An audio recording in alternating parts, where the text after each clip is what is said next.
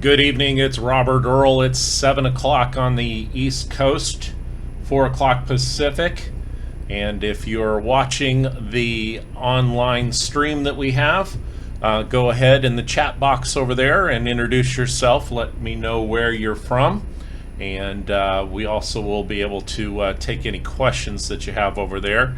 I'm going to give this a second or two more to let people log on and get connected here with the site. So introduce yourself over in the chat area, and we'll get going here in about 30 seconds.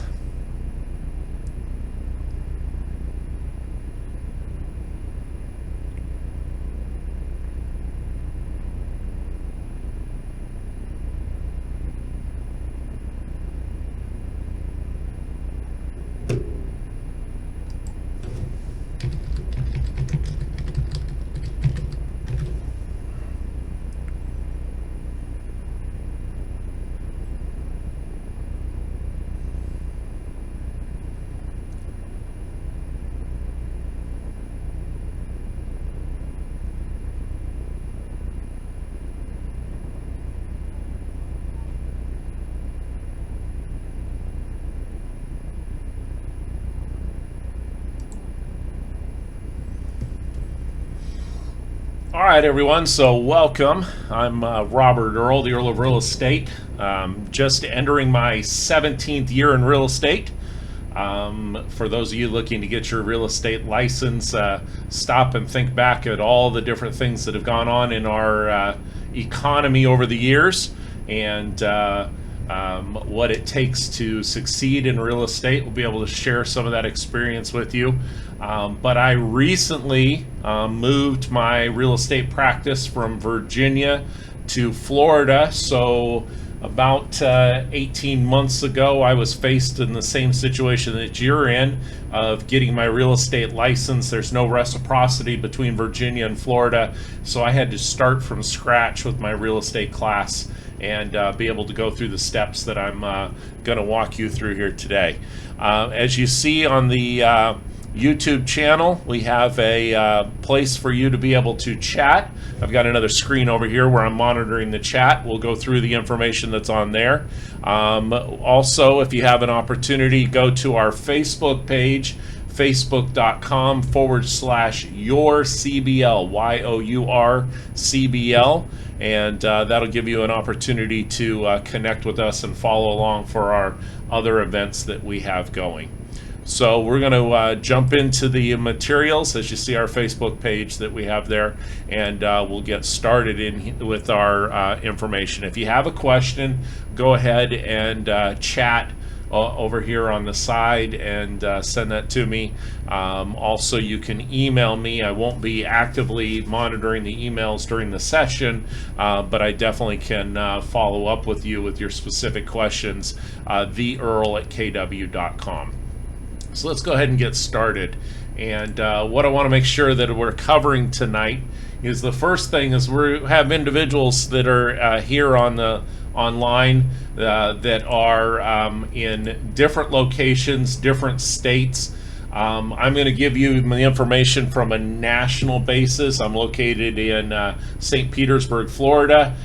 So each state is different. And that's why we direct you back to our local guide. If you haven't heard from your local guide yet, go ahead and drop me a message or let me know in the chat, and we'll make sure that we light a fire and get you connected there with our team leaders in our individual offices. We're going to go through the steps tonight, the steps to get your real estate license. So that's the information that we're going to go through. So let's jump right in. Let's talk about the information. We've done this a couple times with folks, and each state varies differently, but we want to get you up and running in 90 days or less. I get asked the question quite a bit, well, how long will it take me to get my real estate license? And if you follow these 4 phases, we've had individuals that have taken up to 12 months to do this. Because of their life situation, because they also are in a current job. And so that is one thing that you can see that you can do it over a longer period of time, or you can be committed and jump right into it. It's my goal out of a session like this that 5 of you go ahead and in the next 24 hours, if not sooner, that you go ahead and you get registered for a real estate course, because we'll be able to walk you through the steps of it. So the first phase is actually taking a required real estate course. We'll talk about the differences of the real estate courses, online versus classroom versus correspondent.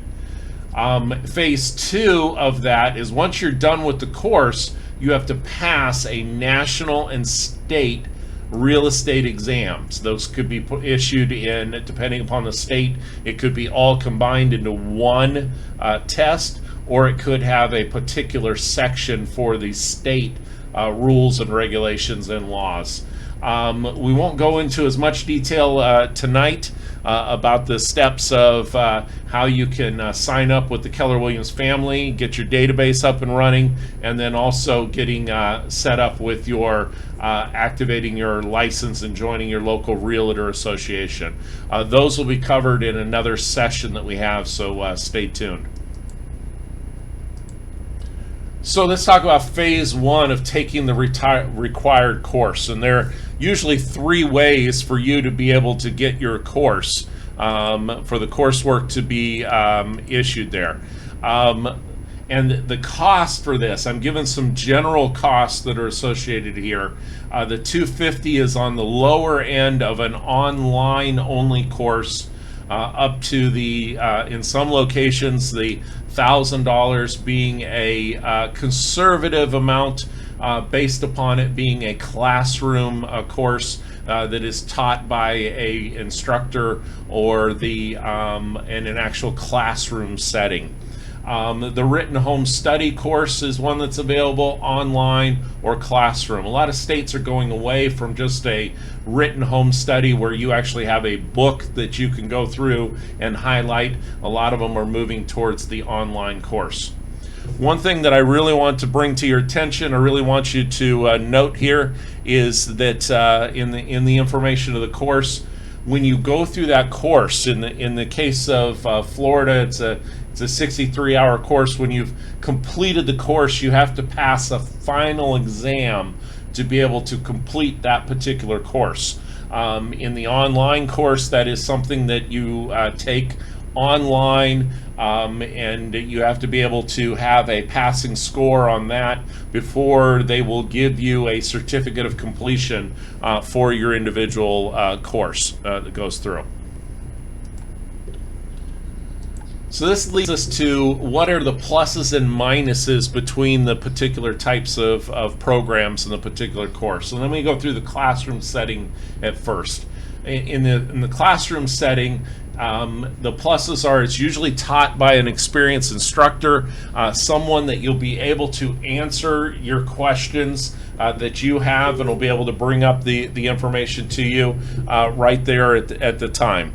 The classroom setting allows for interaction with fellow students, so it gives you the opportunity to also find out if you're a little bit shyer, that someone else might be answering the question, and the instructor may be able to provide you with some tips on passing that ultimate state and national test. Because remember, the purpose of you taking the course is to pass the principles, and it's not so much the information that's in there. I'll talk about that in just a little bit. Some of the minuses of the classroom course is that if you want to get up and running, you're going to be tied to somebody else's schedule. So the minus is the amount of time that it could potentially take. The course is usually taught in a chapter format. It could be spread over multiple days or even multiple weeks. I saw one program that was offered in the evenings in a classroom setting, and it was, in the way that it was working, it took an entire month to be able to complete the course. And in some parts of the country, we don't have to worry about that in Florida, but as we head towards the fall and winter months, you could have cancellations, snow, those types of things for the classes. There's also a lack of flexibility in scheduling. The classes are a set time. Your attendance is mandatory versus the online course. We'll talk about how they keep track of you on the online basis and go through it. Now, I also talked about these fellow students that are interacting with and asking questions. Understand that some of those fellow students that are interacting may not be as committed to succeeding as you are. They may prove to be a distraction. They may not catch on to the concepts as quickly as you do, and based upon that, they're going to be asking questions, and they're going to ask the same question over and over again, and that could get a little frustrating. So let's move on to the pluses and minuses of a self-study. Again, a lot of states are going away from this, but again, a book study format to be able to go through. And if any time on the YouTube page, if you have questions, you can drop that into the chat, and we'll be able to follow along and look at the information there. The self-study allows for the flexibility in study time. Anytime you can pick up the book, you can be studying. So if you already have an existing job and you have some breaks or a little downtime, that you can pick that up. It's usually less expensive because you're not having to pay for the instructor. If you have a high comprehension or retention level, you can read it and be able to recite the information back. That's great for passing the final course exam. And the old-fashioned way, you can highlight, dog ear, go back, reread, review the information. Sometimes you can combine this with an online course by also ordering the book or the study format for you to be able to do those highlights. One of the minuses is, just like you had to schedule for this particular session, there's no set schedule. A student in this format may be difficult in focusing or time blocking to be able to finish the course. You already have a full-time job, and based upon that, you come home, you're tired, the last thing you want to do is being able to open up a book. Netflix is calling, and so you get drawn to that versus actually doing the study that you need to be doing.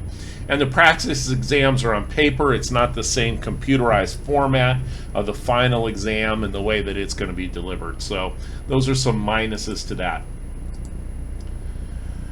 The online format. I'm going to spend a little bit extra time talking about the online format because this is the way a lot of folks are going towards. They're not taking the time with the classroom. A lot of states allow for the online format, so it definitely has the greatest flexibility in study time. A lot of the time now with tablets, with iPads, even on your smartphones to some cases, anytime that you can log on to the internet, you can be studying. It's usually a less expensive investment for the course because, again, you're not paying for the classroom, you're not paying for the instructor that goes into there. If you have that comprehension, retention level of what you read, you could be done with the course in a matter of days as long as you pass the final exam. And one note that I want to put in here as well is that a lot of the online courses are set up in such a way that in order for you to be able to move to the next chapter, you have to be able to pass a quiz. So you could speed read through the information, again, not take the amount of time that you normally do at the classroom, and be able to get to this information, be able to go through and get your bullet points and be able to pass that quiz. A plus to it, again, is that the practice exams are in a computerized format, same as the way that the final exam is going to be issued. So when it comes to mathematics and being able to also do a multiple choice test, you've had some practice on it. One of the minuses to this is because there is no set schedule, you have to be extremely focused and time blocking to finish the course. And if you're tied to the computer, you're not going to be able to highlight the text. Some states with their online format allow you to bookmark a particular section to go back and review, or do an online formatting or highlighting that goes on there. Keep in mind and remember that no matter the course format, you're still going to be required to pass a final exam.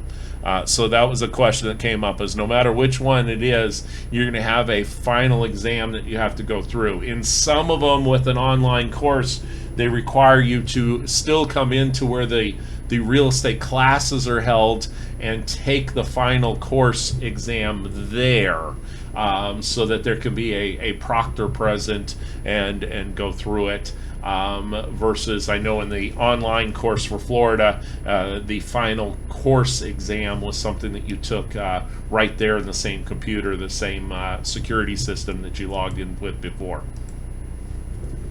So one of the questions that did come up in my emails that came up beforehand is which one of those is best. And I've got to say, in my experience of helping agents through yourcbl.com get their real estate license, and more importantly, get up and get productive into real estate, there's no significant difference in the pass rate from the state and national exam based upon which course format. This is an area that you have to make a decision on based upon your own commitment, your own study habits, what you've been through in a past course experience. Do you need someone, shall we say, to hold your hand in the classroom setting, that instructor being available as a safety net that you can turn to and ask the information, a study partner that you can get into the course with, or versus the online course, are you disciplined enough to block off the time to take the course and study on your own schedule? So really, when it comes down to which one is best, only you can truly answer this question. What I do know is a barometer or a measuring point of someone being successful in the future of getting up and running in real estate, and I have to be sure that I'm stressing this, is that the action that you take, the commitment that you make, whether it be signing up for that online course and blocking off the time, even if you have a existing job that I've shared with some of you on my individual phone calls, that you go ahead and get home, already have your meal prepared, get the kids to bed, brew another pot of coffee, and have a time blocked off where you're not sitting there vegging, watching TV, but you're committed to doing the study time and the scheduling. So you're the one that has to be able to answer that question as to which one of them is best for you. So once you've gone through this and you are now qualified, you'll have a certificate where you'll be able to go and take the national/state exams. I say national but in some states it's national and or national/. Once you've completed the course, you can then take those, and they are done in local testing centers. In Virginia, for example, they're in a computerized closed room. You come into the room, you have lockers that are available. You have to empty your pockets, put your keys in. They don't even allow you to bring your phone in, any calculator, anything whatsoever. It all has to be done, put into the locker, and then even if there is a calculator provided, or if there's any scratch paper, that's provided to you by the proctor of the exam, and then you go in, you log in. The final exam that you take for this national and state will be timed, that goes into it. A lot of the states are also going to the cost of the exam, and then also a fingerprinting or background check.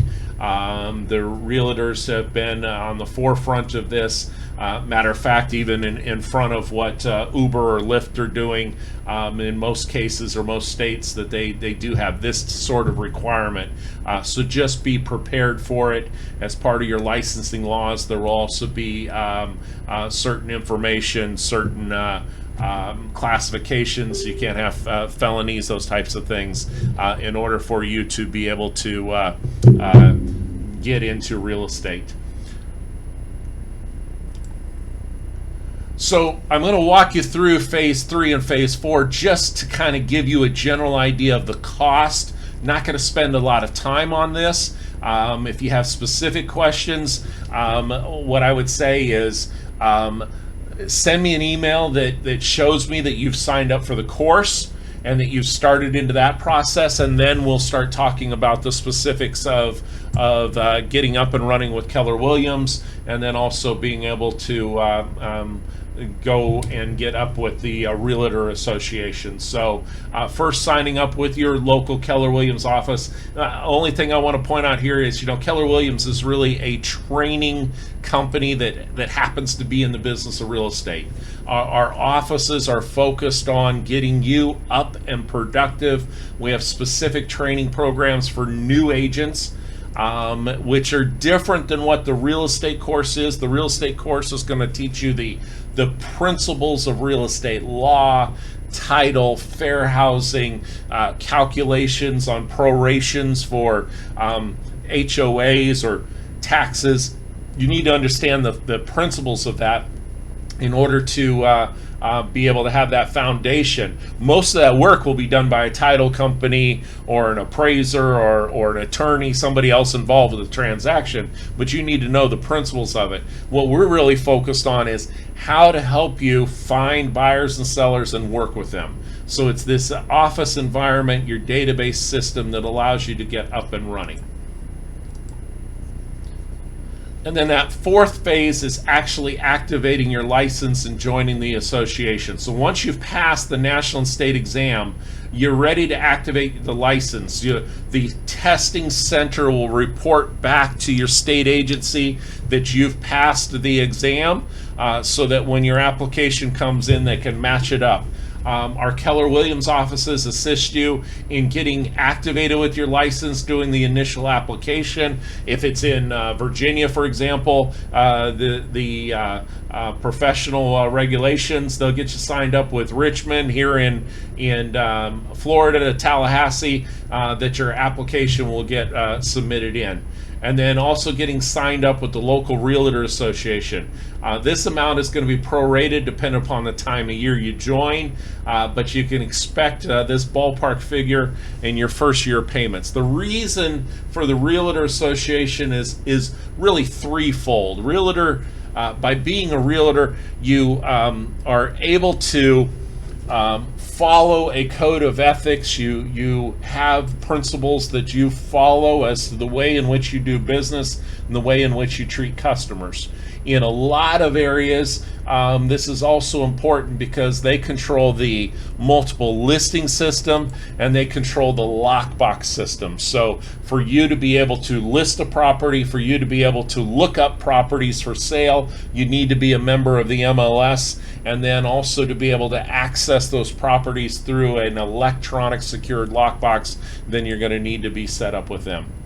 So just to give you a little bit of a back of the envelope, and I call it here very intentionally, I call it an initial investment, because if we want to jump down to the bottom line, let's just say that it's worst case scenario of $4,000. Do you have to come up with all that $4,000 on day one? And the answer is no. It is prorated over the time frame that you take to be able to get up and running.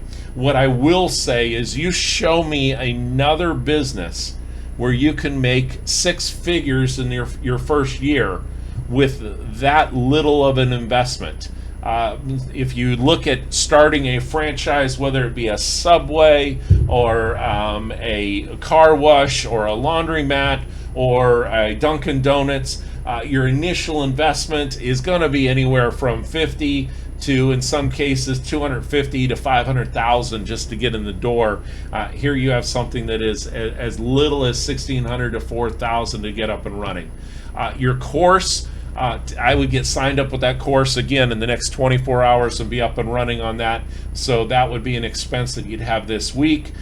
Your test, and then being able to join Keller Williams, 30, 45 days in that, and then getting up and running with the state agency and the Realtor Association, and then just some basic initial costs of your business cards, your signs, to be up and running.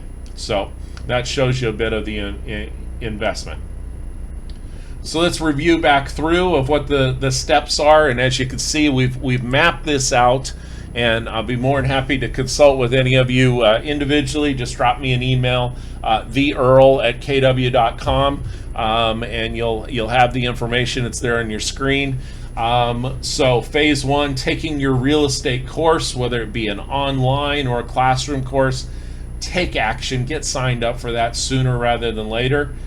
Be prepared to pass your national and state real estate exam, and then start to consider being with a family, a company that is focused on your career, your business, your success in life, and then getting activated with your local association. So I know I blocked off some time for this. I appreciate you taking time out of your busy schedule to be able to attend this. We got this done in a little bit less than a half an hour. Again, send me any questions that you have.